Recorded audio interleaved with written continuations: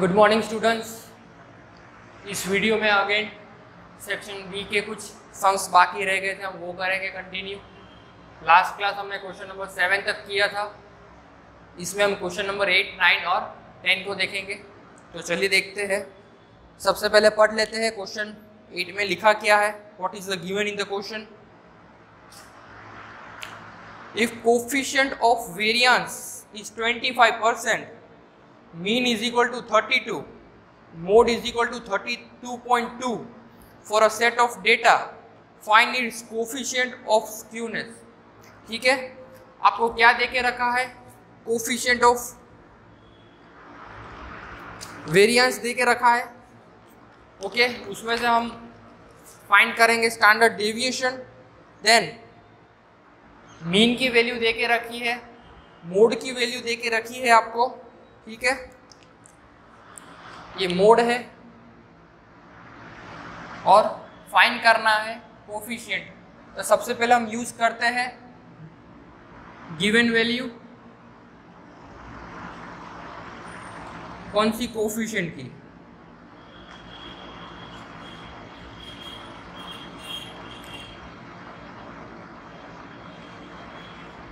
Coefficient of variance is equal to 25% दे के रखा है। फॉर्मूला क्या है कोफिशिएंट ऑफ वेरिएंस का? That is standard deviation divided by X bar multiply by 100। Okay, तो ये आपका फॉर्मूला है। अभी क्रॉस मल्टीप्लिकेशन करना है to find the standard deviation. 25 into x bar की वैल्यू हम लिखेंगे 32। ठीक है, डिवाइडेड बाय 100। अभी यहां से कट हो जाएगा 25 को, 100 को 25 से कट करेंगे 4, ये 8।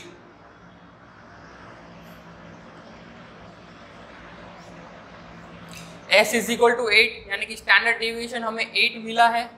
ये वैल्यू कहाँ पे हम यूज करेंगे? To find coefficient of skewness.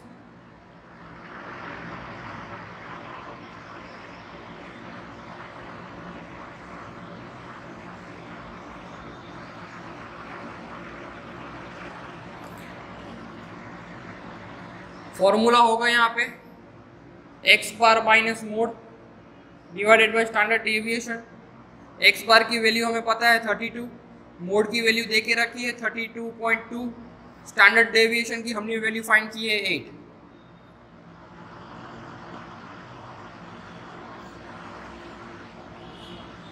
क्या आ गई वैल्यू?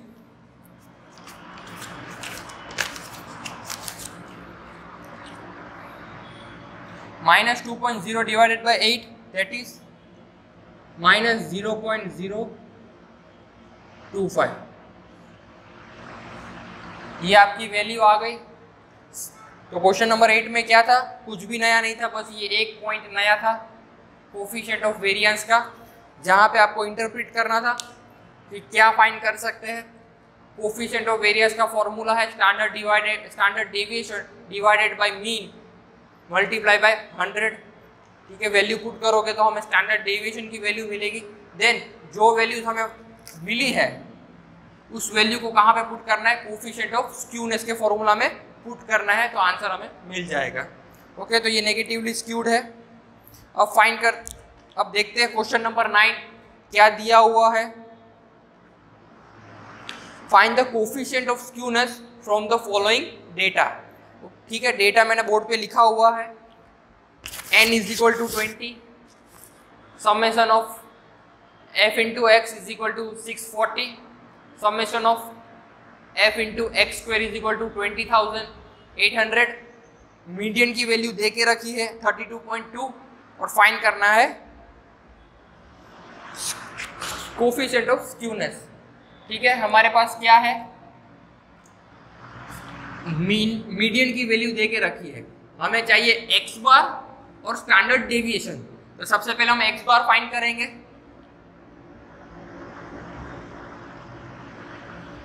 एक्स बार का फॉर्मूला क्या है? sigma fx divided by total number of population, total number of observation, 640 divided by 20, which is equal to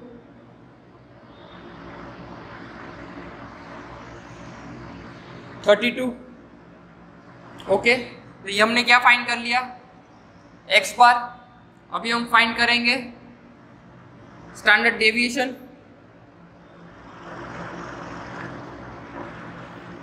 formula क्या होगा, sigma fx square divided by n minus sigma fx divided by n whole square. Values put करेंगे.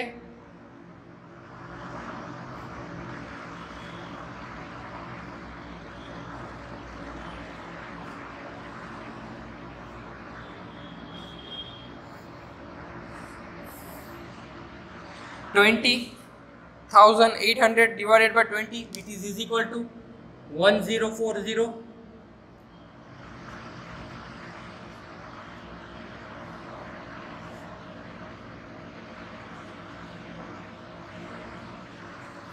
$32 square 1024.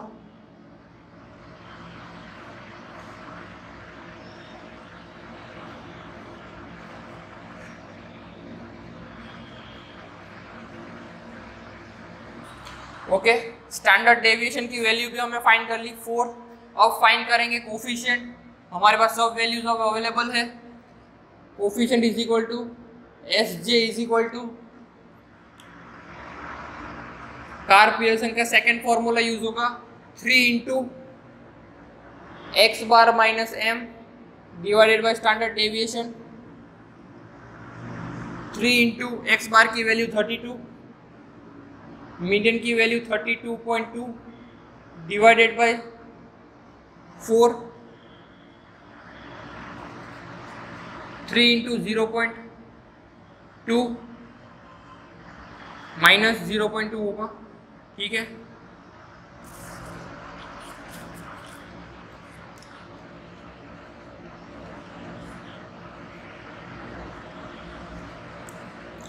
Answer होगा आपका minus 0.15,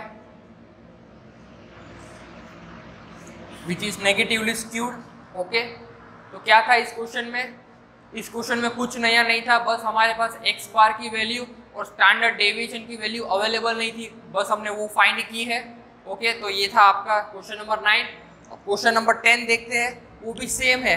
हमारे पास already values कुछ दे के रखी है, हमें बस फाइंड करना है. इस बार 2 चीज़ें फाइंड करनी है. क्या, देखते हैं क्वेश्चन नंबर 10 में क्या लिखा है. Karl Pearson coefficient of skewness of a data set is minus 0.6 if mean is equal to 60, standard deviation is equal to 10, find median and mode for the data. ठीक है, चलिए, तो इतना भी हार्ड नहीं है ये क्वेश्चन, बहुत इजी है. चलिए, तो सबसे पहले हम इसमें से क्या फाइंड कर सकते हैं. कोफिशिएंट हमें पता है, एक्स बार हमें पता है, मोड फाइंड कर सकते हैं. कार्ल पियर्सन का first formula,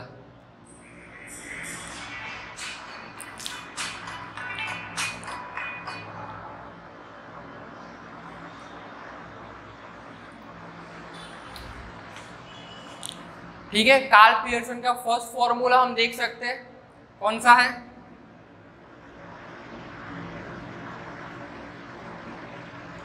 S J is equal to x bar minus mode divided by standard deviation. Coefficient की वैल्यू है minus 0.60 is equal to mean की वैल्यू है 60 minus mode divided by standard deviation 10. Cross multiply करेंगे,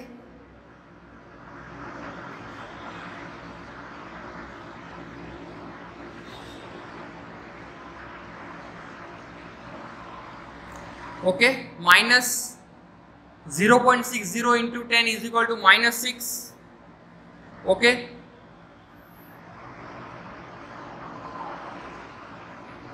mode minus में है तो उसको positive हम बनाएंगे सबसे पहले, तो इज इक्वल टू के इस साइड लेके आओ, और जो -6 है वो पॉजिटिव में कन्वर्ट हो जाएगा, that is +6, therefore mode is equal to 66। चलिए हमने मोड फाइंड कर लिया है, और अब क्या फाइंड करना है, हमें मीडियन फाइंड करना है। बहुत सिंपल है, एक्स बार की वैल्यू हमारे पास अवेलेबल है, मोड की वैल्यू हमने फाइंड कर ली है, बस एक मोड का जो फॉर्मूला हमें वो अप्लाई करना पड़ेगा। तो चलिए वो अप्लाई कर लेते हैं। हमें पता है mode is equal to 3m minus 2x bar, ठीक है। मोड की वैल्यू है 66, 3m as it is, 2 into 60,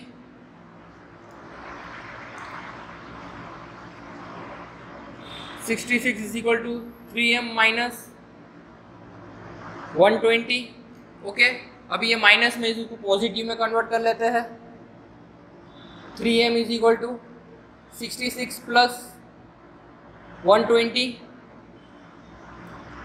66 plus 120 is equal to 186।